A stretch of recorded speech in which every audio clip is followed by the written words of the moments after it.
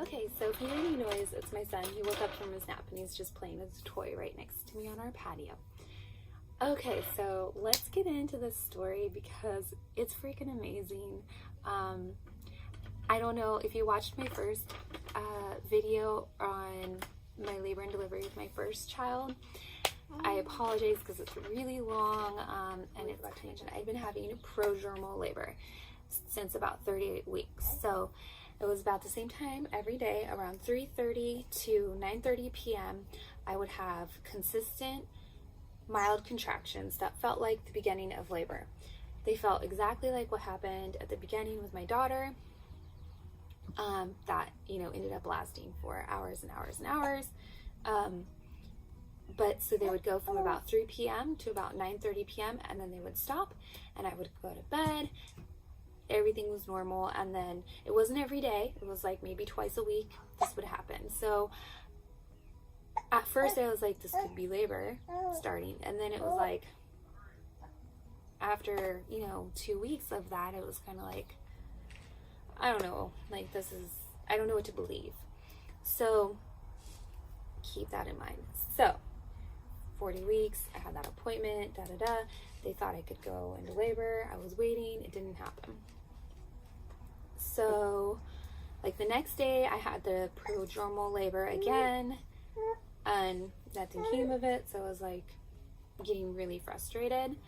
So finally 3 days past 40 weeks, I decide that I need to help my body like get over the hump. That maybe this prodromal labor, I had all these signs. The baby was low, I was effaced, dilated, having prodromal labor. I was like, my body might just need a little push. So I looked up home induction techniques. Now, I know this is not for everyone, but I got to a point where I was willing to try it. Okay, so I'm going to insert a picture of what the ingredients of the midwife's brew is. But basically it's a castor oil induction. However, you mix it with other ingredients so to kind of eliminate the negative side effects of castor oil. So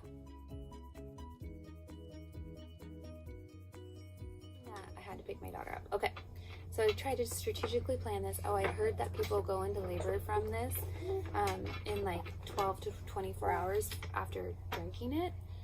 So I kind of like tried thinking about that and planning that. Okay, so after I drank this drink, it took about 30 minutes before I started feeling it, and it felt like the same as my prodromal labor, but a little bit stronger, and they were coming a little bit faster. So I picked my daughter up from preschool at 3:30, and I was feeling them, but I could totally do things through them.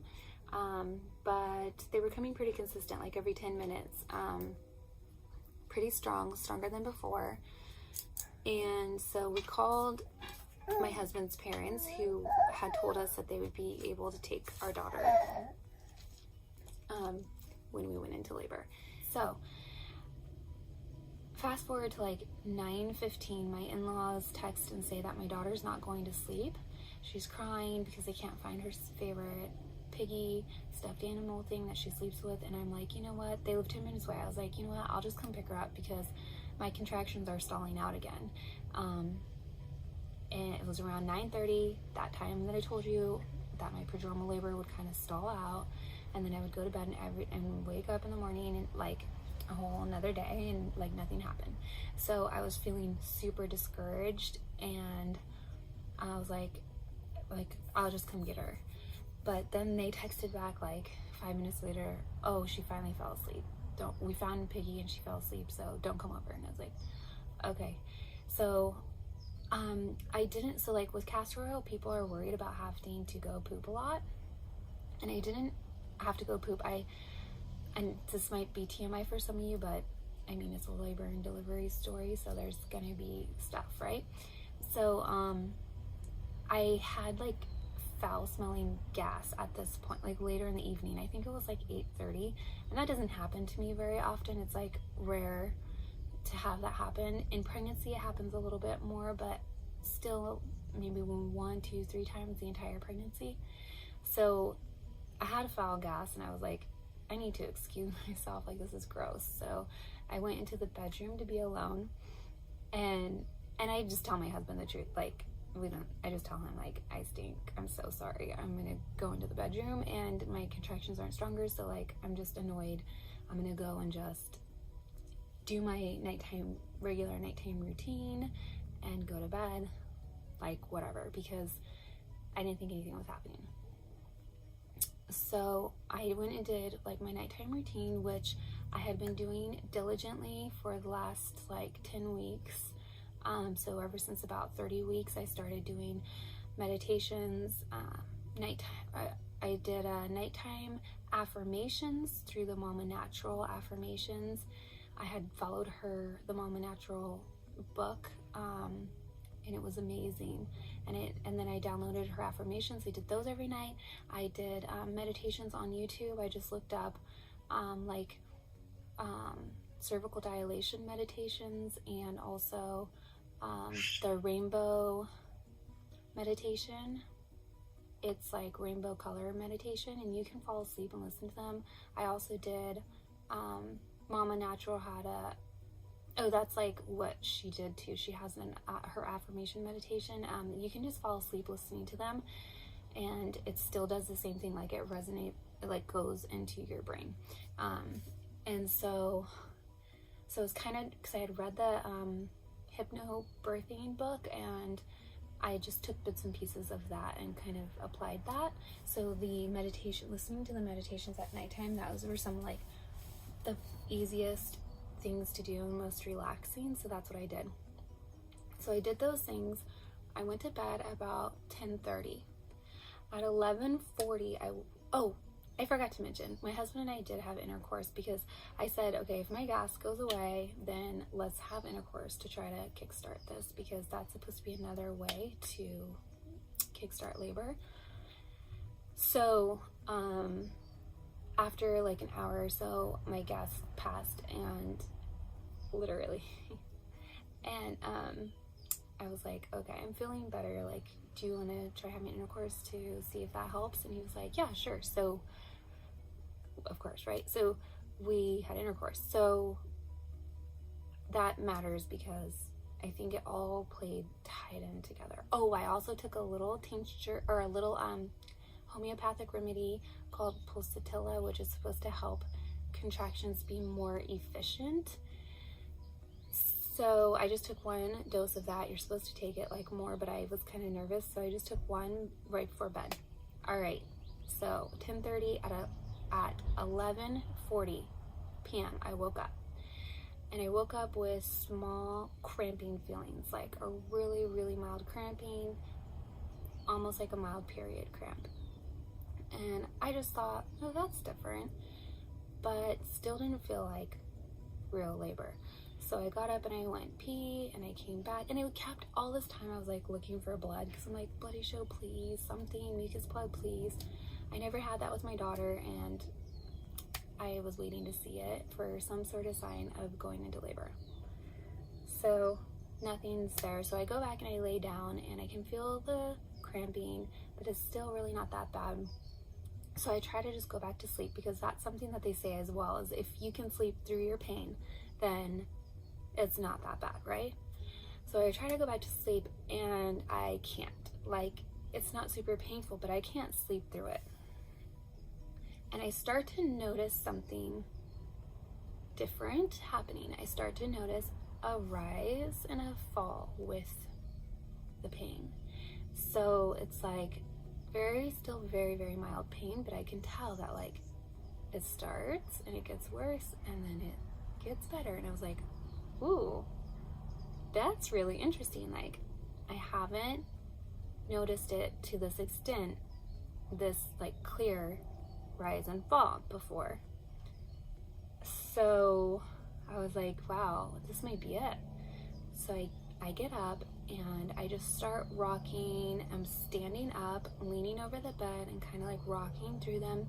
And I'm starting to do the breathing exercises that I had read about in the hypnobirthing book, because they're supposed to help open for dilation and help you relax and get through. And even though it's not that painful, and I feel kind of silly doing them when it's not that painful, I'm like, I'm gonna start now, because if I start now and get in the habit of doing them with every contraction, then A, hopefully it'll help me open up, and B, hopefully it will keep me from like tensing up later when they're getting worse. So I started right away doing my breathing. So what I did was the deep, like long sing-songy sounds, because singing is supposed to help open you, and the deep voice is supposed to help open you and relax. So that's what I was doing. I had affirmations taped all over the walls in my room, saying different things that resonated with me, like, your body is made to do this. And then the thing that helped me the most are like women that you know and respect that have had a natural childbirth. So I had my friends' names up on the wall, like, they've done this, it's possible, I can do it. So I would read those in between, and I just kind of like, I put on my music, there was this one song I'll try to link below that was like so beautiful to me and peaceful. So I put that on, and it was all about like birthing a baby, and it said like bringing a baby into the world and stuff.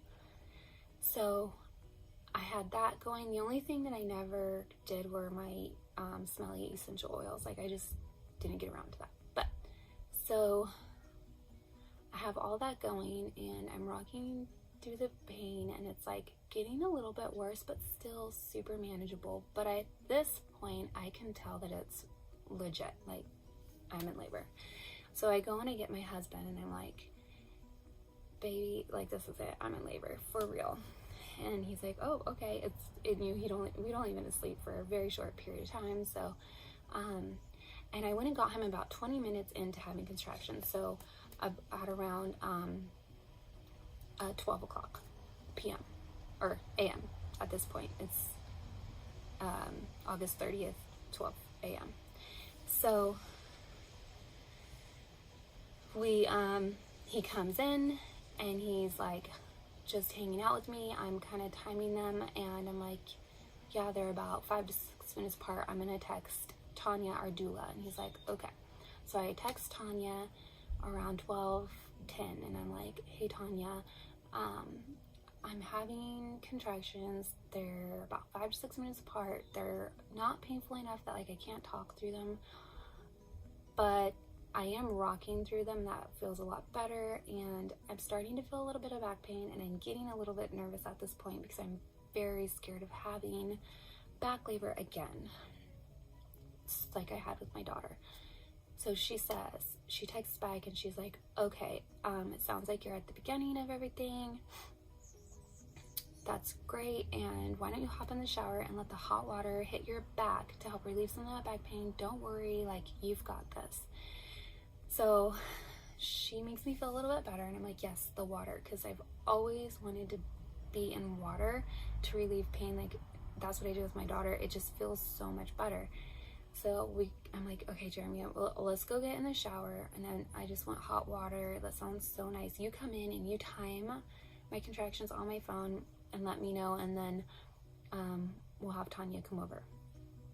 So he's like, okay. So we get in the shower. I'm in the shower. I get in the shower around like 12:30. And my husband's texting Tanya every here and there about it. So I'm in the shower for a while. I'm having contractions. And when I had contractions, luckily we had an elderly woman who used to live in our home, and there are 2 shower bars. And so and one's pretty tall. Like, I can grab it while I'm standing up, and one hand's on the shower wall and one hand's on the bar. And so I'm like standing up and kind of leaning over, holding on. And when I have retraction, I have my hand on the wall and I'm tapping 1, 2, 3, 4 while I'm breathing and going like that. 1, 2, 3, 4. Okay. I had just seen this tip like a few days before, to feel what you can feel in other ways, so that you're not just focused on what you're feeling pain wise. So when I was tapping, I was feeling the wall, saying 1, 2, 3, 4, and focusing on feeling the wall as I'm deep breathing, okay? And my music's playing, my husband has it in the shower. At this point, I kind of can't really hear it because the shower is so loud, but I love the sound of water anyways. It did get hot in there, so I asked him to open the windows because I wanted the water really hot, but the air was hot and that wasn't comfortable. So he opened the windows up, and then I felt much better. So in between my contractions, I have nothing, no pain whatsoever, which is insane because with my daughter, I was in constant pain. It never stopped. But this one it did, and it was amazing. It made all the difference. So I literally would have a contraction and then stop and be like, oh my gosh, that's crazy, huh? And like talk. It was insane. I've seen people do this before I had this labor. I did not understand when I saw people in labor doing that. I was like, what? How are they talking right now? Because with my daughter, I was still in excruciating pain in between contractions. So I was talking to my husband and telling him oh wow, this is really crazy, this is cool, I have breaks and blah blah blah. And then finally I asked him, they seem kind of close together, how close are they? And he's like, oh, they're 2 to 3 minutes. 2 to 3 minutes? We should be at the hospital. So I was like, baby, call the hospital. And he's like, what? And I was like, okay, the phone number's on the fridge, which I had told him before, but he's a dude. And I'm like, hey, go get it, it's on the fridge, and call the hospital because we were supposed to come with the 511 rule. Somehow we miscommunicated this, and I don't know. But anyways, so my doula was on the way at this point, and it was around, I'm gonna guess it was around 1:20. I don't know if I know for sure, but I'm gonna 1:15, 1:20. So 1:20, 1:25. Because so he calls the hospital and he tells them, and he's on the phone with them, and they're like, oh yeah, you need to come in now. So I'm in the shower, he tells me oh, okay, so we're gonna go on. I'm like, yeah, as soon as Tanya gets here, our doula, I was like, I'll just get straight out of the shower, I'll just throw whatever on and we'll just go straight to the hospital. Meanwhile, in between the contractions, I'm like, I don't know how I'm gonna drive. This is, or not me drive, but be in a car. I'm like, this is really intense. And with Kyla, it was super intense that very early on, and we drove in the car, and it was horrible pain. That's when I started crying with Kyla, was in the car. But I was only 2 centimeters at that point. But in back labor, and I didn't know. So this time, I hadn't gotten to the point where I wanted to cry yet, and then I did. Right around this time, I was like, I feel like when I'm in a contraction, I feel like I want to cry. It reminded me of being in labor with Kyla. So I figured at this point I was maybe 5, 6 centimeters, because I knew I'd already been at the 2 centimeters, but I felt this kind of pain really early on with Kyla, so I thought I still had a really long way to go. So I was telling my husband, okay, I don't know, I might get an epidural. If we go to the hospital, I'm sorry, but I might choose to have an epidural because it is getting pretty painful, and I'm starting to remember how painful it is, and I think I might want an epidural. And he's like, that's fine, babe, whatever. And he said one thing that was really nice, because I was like, I don't know how people do this. And he was like, you are doing it. You're doing it. And I was like, okay, I'm doing it. Around this time, I started praying to God and to my angels, the angel of fertilities, but especially to be there with me, to give me the strength, to give me peace, to help me through this. And I swear it all worked. I'd been praying that whole time, or the whole pregnancy, to the angel of fertility, and to all my angels and to God, to please have this fast, beautiful labor that I could still experience, but still went really fast and wasn't super painful. So, I mean, okay, my husband's on the phone with the hospital, and my water breaks. All of a sudden, it's like one big, it's like in the movies where it's just a bust. And I was like, oh, my water just broke. And my husband's like, oh, she says her water just broke on the phone. And so he's like talking to them, and then right after my water broke, my body had another contraction, a big one, that like forced me to pee. I just peed like a whole bunch, and it was pee. Like, you can tell the difference. I heard a pop and felt water come out with the water breaking, and the pee was pee being like forced out. And I was like, oh my gosh, that was kind of really weird and shocking. And then the next contraction, I fell to the ground, like not in pain, but like I was pushing. And I told my husband, I'm pushing. And he was like, wait, what? And he said, she says she's pushing. And he was like, oh, no. And I was like, it's happening, I'm pushing. And the first two contractions that pushed, because I didn't physically push, my body pushed. I didn't do it at all. Like, I felt completely like I was just there to witness what my body was doing, and my body pushed. Okay, so to be honest, the first two pushes I did poop, which I was like so nervous about doing with my daughter, and I didn't do, but then she pooped all over me, so there was poop everywhere anyways. And then I was nervous about doing it this time too, especially since I took that castor oil drink. But it wasn't that much. It was like a super small amount, like really like just teeny little tiny poops. Nothing like diarrhea everywhere or anything. It was just like two little tiny poops, and it was just not a big deal at all. And like nobody saw it, which shouldn't matter when you're in labor at all, and I wouldn't have cared. But I was in the shower with the shower curtain closed, so like I was kind of by myself, but my husband was right on the outside. But anyways, just to be honest, that's what happened. So I was on my hands and knees at this point, because that's just instinctively what I did when I felt my body pushing. So two pushes like that, and then my husband's like, should I call 911? He said, they told me to call 911. Should I call 911? I was like, no, because the baby's coming right now. Like, in my head, I was thinking they were gonna help deliver the baby, and I was like, there's no point, the baby's like coming. But now I understand it would have been for like checking us after. But in the moment, it was just like, no, I just need you to do it. And I was like, the baby's coming. And he was like, and he like opened the curtain and like got right there. And I was like, the baby's coming right now. And I pushed, and then I was in my head, I said, oh no, here comes the ring of fire. Here comes the ring of fire. And I was so nervous.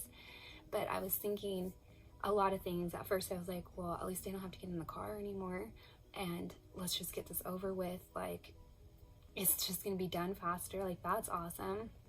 I wasn't actually really scared for things to go wrong with the baby, which is weird, because with Kyla I was, even when we were still in the hospital.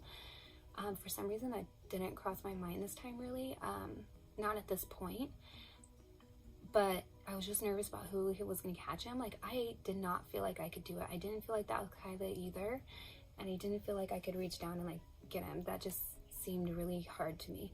So I was concerned with him like falling out and like landing on the ground of the tub. Or I was in a bathtub shower, so like there was a little bit of water, because our plug gets backed up a little bit, so there was a little bit of water, but not much, and like he still would have like hit his head, I think. And anyways, so I was like, no, you have to catch him. So I pushed, or my body pushed the third contraction with the push, and my husband's like, oh, I see the head. And I was like, the doorbell rang, and he's like, it was our doula, and he was like, I'm gonna run and get the door. And I was like, no, he's coming right now. And I was like, you have to be here. And he's like, okay. And the next contraction, and he's like, okay, what do I do?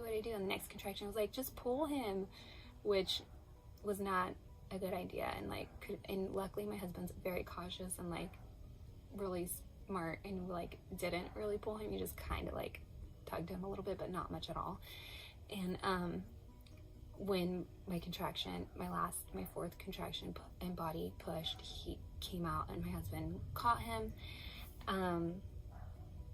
Then I did worry about the baby. By the way, no ring of fire. I felt like literally no pain. Like, I mean, considering like hardly any pain at all. Like pushing was less painful than the contractions. The contractions were as painful as my contractions were with my daughter at 2 centimeters. So they weren't that bad. Completely manageable. Yeah, so my husband caught him, and I said, my first thing I said was like, is he breathing? Because then I was worried about him. And I turned around like awkwardly sideways, even though I've seen a million videos where they hand them underneath, but I just turned around and my husband handed me to him. But my husband said that first. I was like, is he okay? Is he breathing? And my husband said he wasn't, and he was like, come on, breathe, and like kind of just like this. And then he started crying, and my husband's like, yes, like he's breathing. And he said that was a huge relief for him to be able to tell me that, like, yeah, he's breathing. And yes, I know we're insanely lucky, and that there was no cord wrapped around their neck, there was no shoulder stuck or anything. Like, I know we're so lucky. Like, and honestly, I had no idea I was that close, like, at all. So even though looking back you can kind of put the pieces together, I understand that, but like in the moment I did not know. So he runs down the hall and he lets my doula in. My doula has been a doula for a long time. She was our doula with our daughter and lots of other people, and she was and is currently training to be a midwife. So we're also really lucky with that, because she came in and she helped us right away. She like knew what to do. We were panicking at this point because we were worried about the baby, and she was like, get some towels. She gave my husband a whole list of things to do. So she got us towels, we got out of the shower, we got in the bed, just warmed the baby up and put him near my breast to see if he would breastfeed, and he latched on right away and everything seemed good. All right, so he was born at 1:28 p.m. And the reason why we know is because my husband, we have, what's it called? The Ring app. And my husband looked at the app right when Tanya like rang the doorbell, because that was when he was born. So 1:28 p.m. So I literally started having those cramps and contractions that felt real at 11:40, and the baby was born at 1:28 p.m. So that's under 2 hours.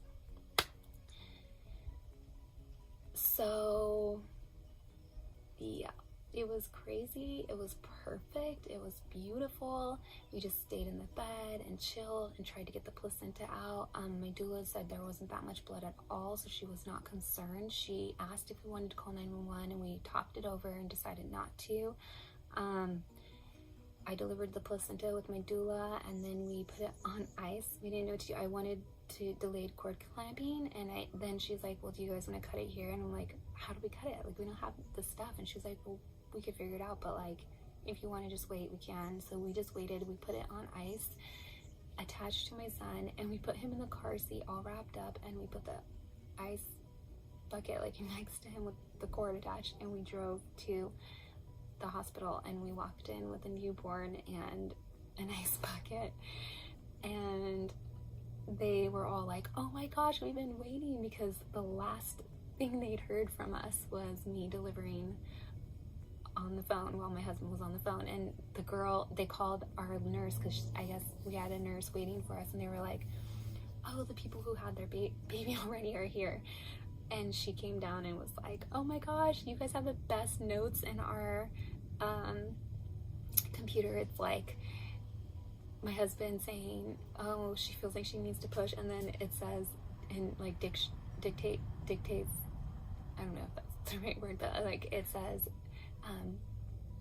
sounds of woman giving labor in background, which I didn't scream or anything. It was just a low like and like grunting sounds, like because I asked my husband, I was like, what happened, and he told me, and I had all these questions just because I was in the moment. But I wish we could have filmed it. If I had any idea, but like I just had no idea.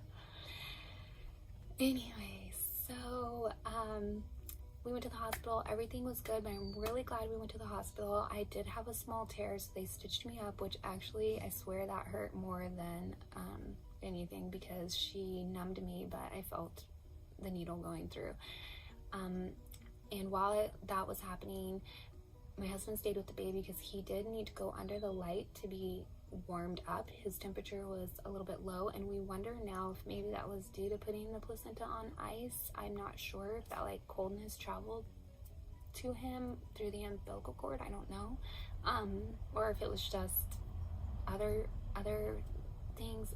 But you know, it's those kind of things that make me really thankful that we did go to the hospital, because it's important to make sure the baby's safe, of course, and mom. So we got checked over the next 24 hours, and he did end up having 2 hematomas on his head. So right here and right here, hematomas are basically like really big bruises or blood pulled up beneath or in between the skull and the skin, and it made his head look really weird, but it didn't show up until about 24 hours later.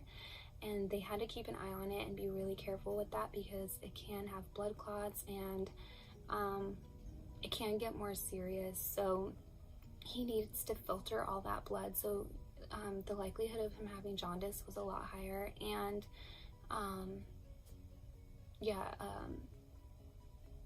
that's pretty much it, I think. But he needed to be looked after, and we needed to keep an eye on that. And the reason they said usually babies have that are babies who were in really long labors, and I explained to them that he was a +2 station for like 2 weeks, and they said that would totally do it. So he was just getting like, his head was getting like banged by my hip bones basically, and it caused the bruising to come out. So I feel bad about that, because the whole time he was low, I kept thinking, oh, he's safe inside my body, even though it feels like I'm squishing him. And like, honestly, I feel a little bit like disappointed about that, because I like to feel that when you're pregnant, your baby's safe inside your body, and it's hard to think that there might not be. And that something I did was hurting him, possibly. So that like gives me a little bit of a funny feeling, but all the rest of it was just beautiful. Everything ended up perfect. He's healthy and fine, and it's almost 9 months later, and I still love that birth. And now we're talking about having another baby, because literally that changed everything for us. We had a secure attachment with him right away. Like that was just such a beautiful labor and delivery. So it healed us a lot, actually, that experience. And yeah, so that's the story. If you have any questions, let me know in the comments below. Sorry this is long as well. It's so hard to tell a labor and delivery story short, because so many things happen and they just seem so important. And I wanted to share that story to all you guys, so that you know, I don't know, that labor and delivery can be beautiful even after a bad experience. And yeah, it just feels good to get to say my story. So yeah, thank you so much for watching. Subscribe to my channel if you want to learn and hear more mommy stuff, and share your mommy stuff with me. Yeah, thank you. Happy Mother's Day. Have a nice rest of your day, and see you tomorrow on Mommy Monday.